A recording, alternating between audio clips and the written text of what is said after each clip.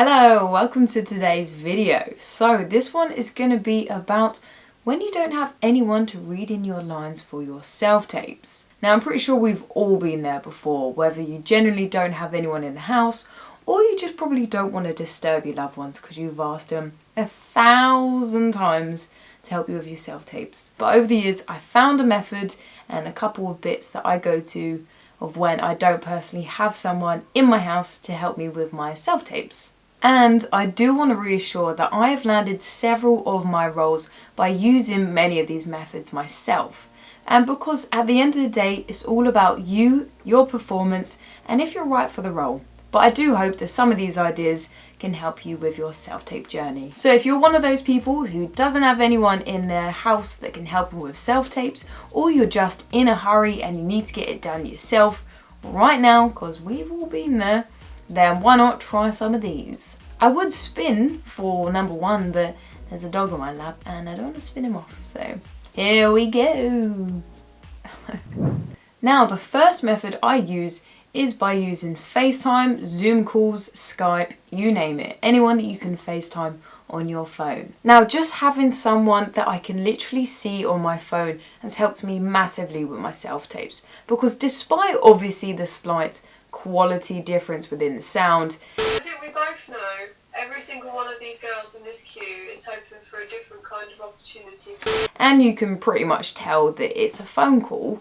It's honestly helped me so much with my reactions and, you know, my delivery of lines. You know, it's all about the performance, as I always say, but just having someone to perform off in real time is such a big difference. And if you position the phone in the right place, you can actually use them as an eye line if you really do work better off that sort of thing. So if you have a few friends who could do this, then I think it's a good perk. And it's a nice little cheat if you can't have anyone in your house or you just don't have anyone locally who can help you right now. It is a good one. But I would say keep the volume at like a middle kind of range, just because you don't want the audio of the phone to kind of overpower you and distract from the performance.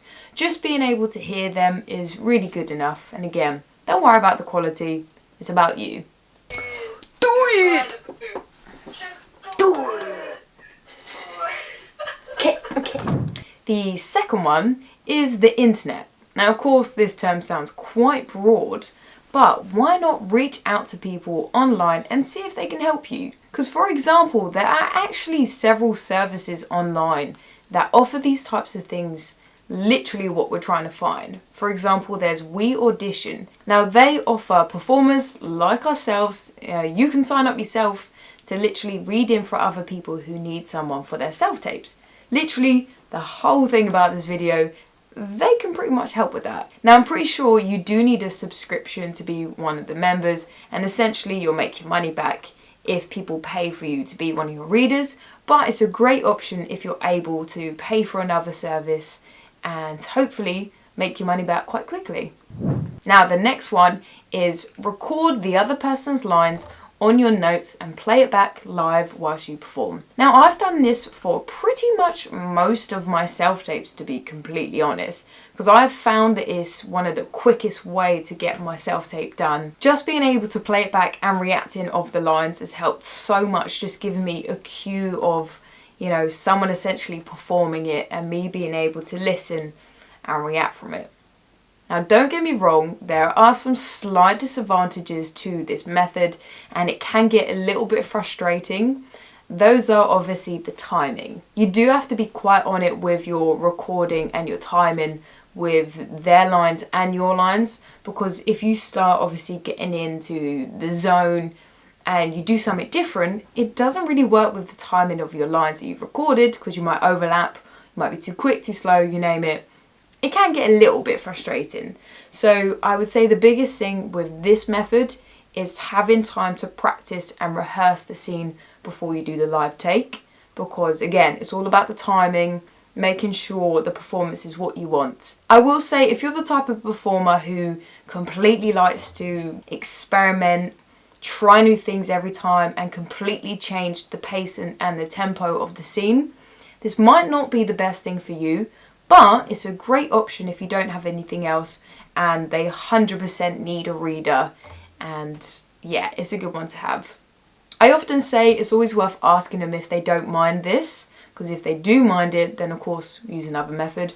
But majority of times in my case, they've never minded, and it's just a voice to cue me in again. So yeah, personally it's done me quite well, and I've got quite a few roles from it, so I do recommend this one.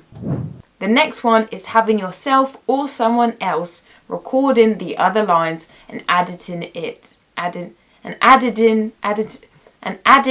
in afterwards in the editing process. That was a bit of effort.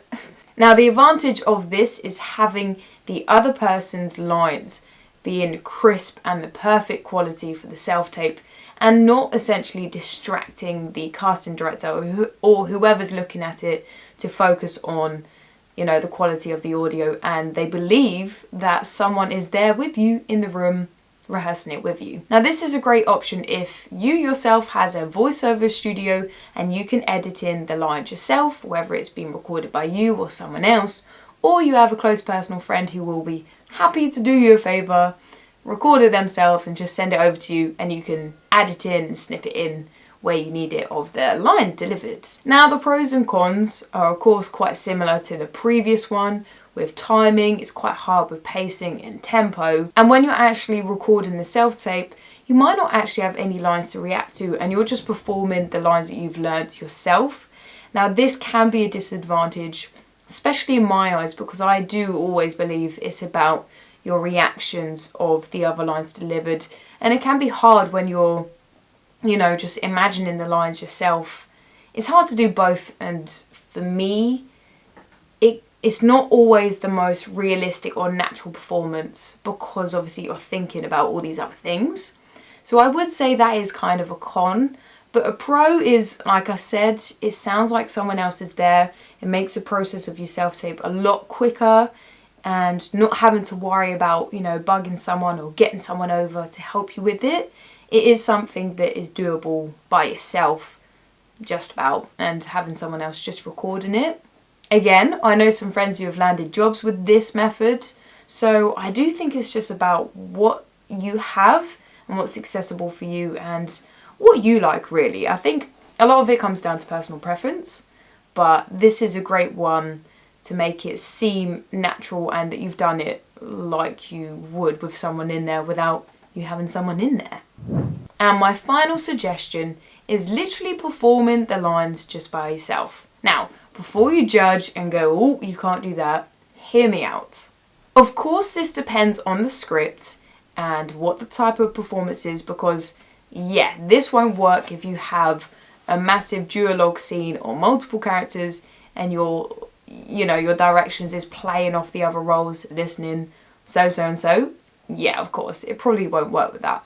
But if your scene is pretty much entirely a monologue, for example, nightmare, baby. Come on, lie down. Lie down.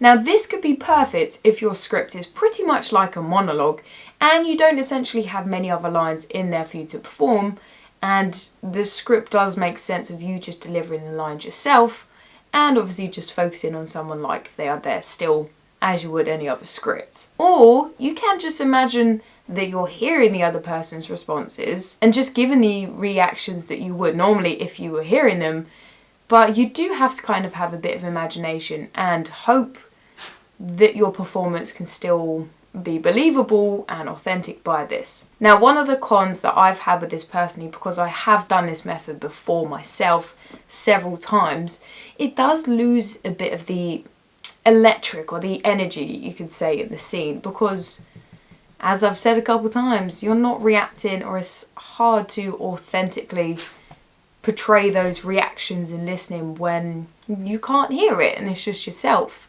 So it's a tricky one. You just kind of have to play it by ear if it works with the script or not. But if this is all you can do, don't stress too much. You can still get jobs from it. And I'm sure they're grateful that you tried and done the best you could with your self-tape, and this was all you could do. So they are all of my other suggestions for now of how you can work around doing the self-tape without having a reader right there helping you. Of course, not having a reader, I think, worries us all, And, you know, I'm sure you're just like me and you overthink, is this going to take away from my performance? But at the end of the day, if this is all you can do, you just got to work with it and you got to do what you got to do, you know? And hopefully they would just understand this and they would be considerate when they look over your self-tape. But if you really are worried about this and you're not sure what to do, I would say the best advice is just contact the production and ask what their personal preference is. Because for all you know, they could actually offer you a Skype or a Zoom call audition instead because of the difficulty of this. And they could have someone reading in the lines for you and you do your audition that way.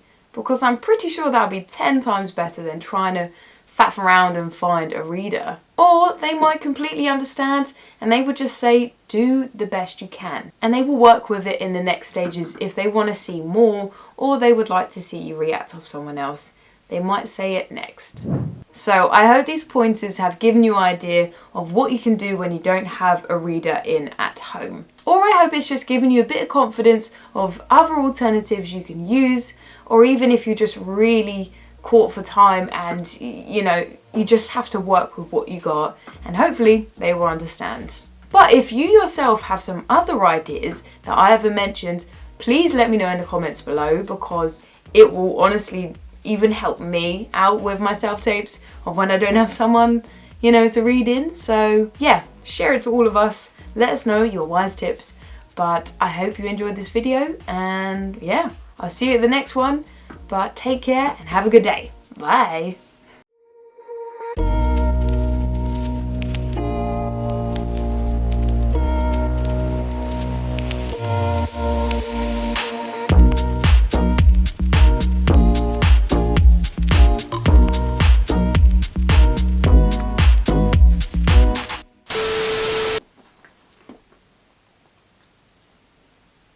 Mama, slide down then.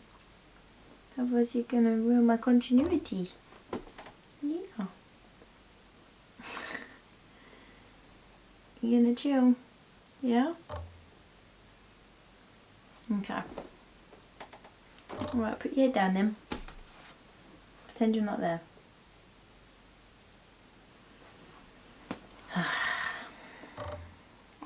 Ugh. You're too cute though.